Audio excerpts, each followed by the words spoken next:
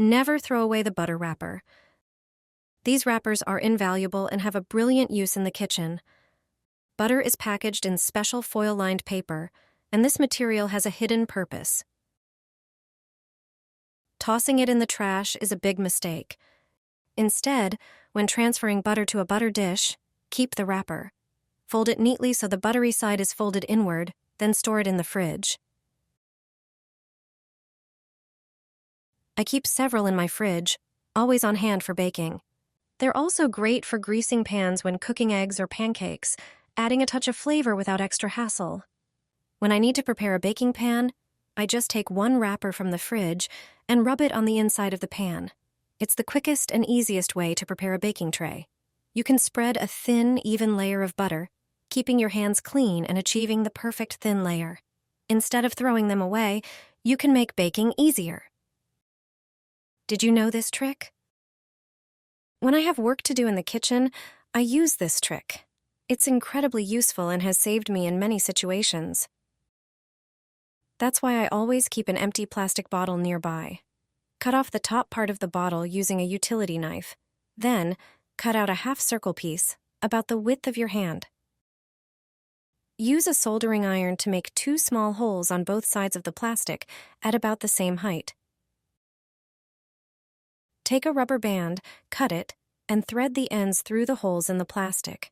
Tie the ends into loops on the outside. Do the same with the other end of the rubber band. You'll end up with a small protective shield. Make sure the rubber band isn't too loose. Now, slip it onto your left hand, and it will perfectly protect your fingers. You can now prep your vegetables and start chopping without worrying about your fingers or nails. With this shield, you won't cut yourself, even when using a very sharp knife.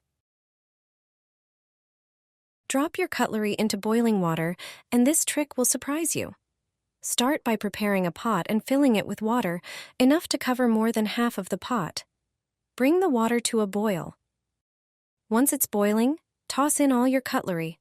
Grab some aluminum foil, tear it into pieces, and roll them into balls. Drop them all into the pot with the cutlery. After a moment, add about 3 tablespoons of baking soda, known for its excellent cleaning properties. Let the cutlery boil for a few more minutes to allow the ingredients to do their work. After that, take the cutlery out and place it on a towel. Gently wipe it down. Next, prepare a bowl with cold water and dip the cutlery in. After a moment, transfer them back to the towel and lightly polish them. This is a simple way to restore shine to your favorite forks, knives, and spoons. The trick gives truly spectacular results. Just dry them, and they're ready to go. Try this method and see how easy it is to achieve spotless shine on your cutlery.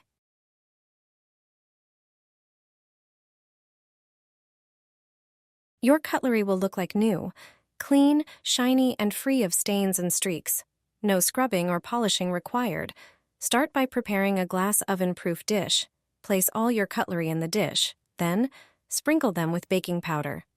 Baking powder has excellent cleaning properties. Now add a bit of vinegar to the cutlery. Vinegar will make them even cleaner.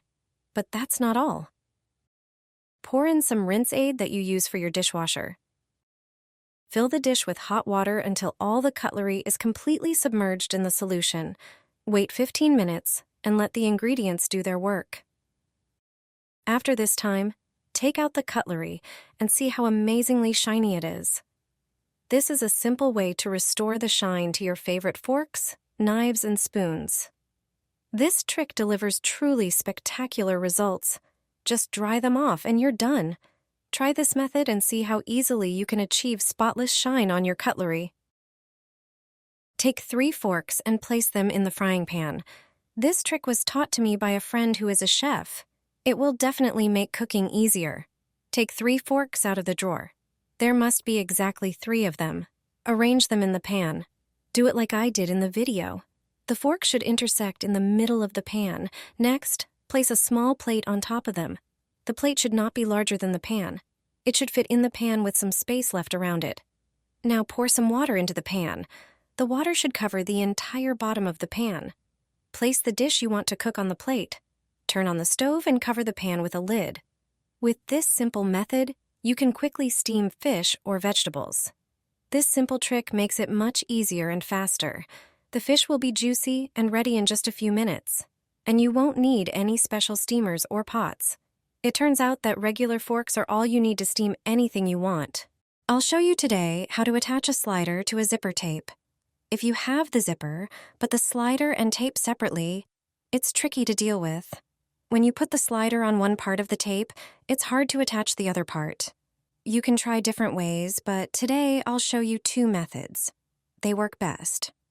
For the first method, you'll need a fork, just a regular kitchen fork.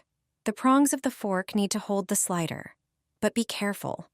Don't insert the fork prongs where the slider's prongs will be. I mention this because it might not be clear in the video what I'm doing.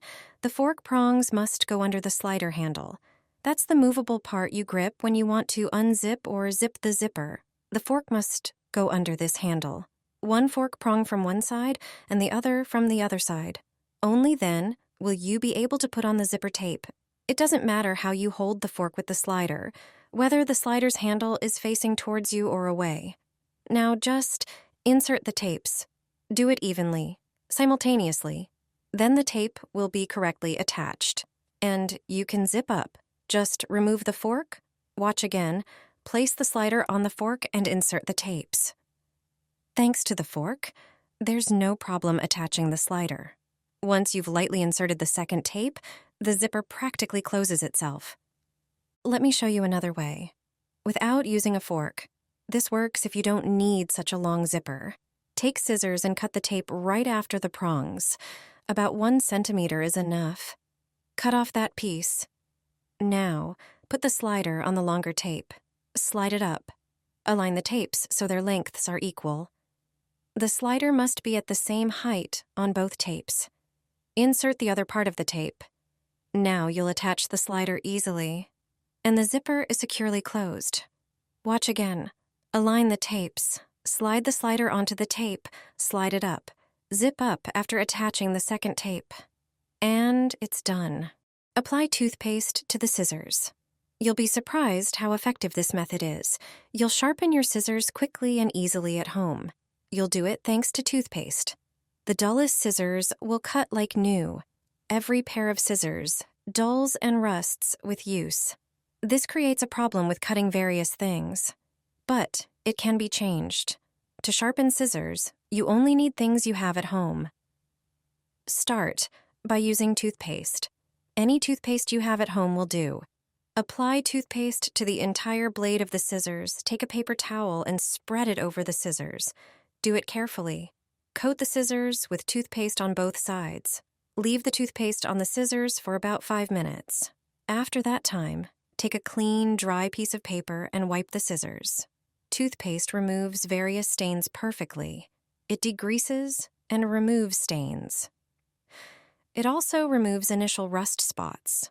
Once you wipe the scissors with toothpaste, sharpening them will be much easier. You can do this with tools you have at home, like a screwdriver, for example.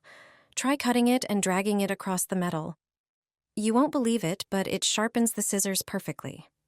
If you don't have such tools, take a piece of ordinary aluminum foil, fold it into several pieces and cut it. This is also how you sharpen any scissors.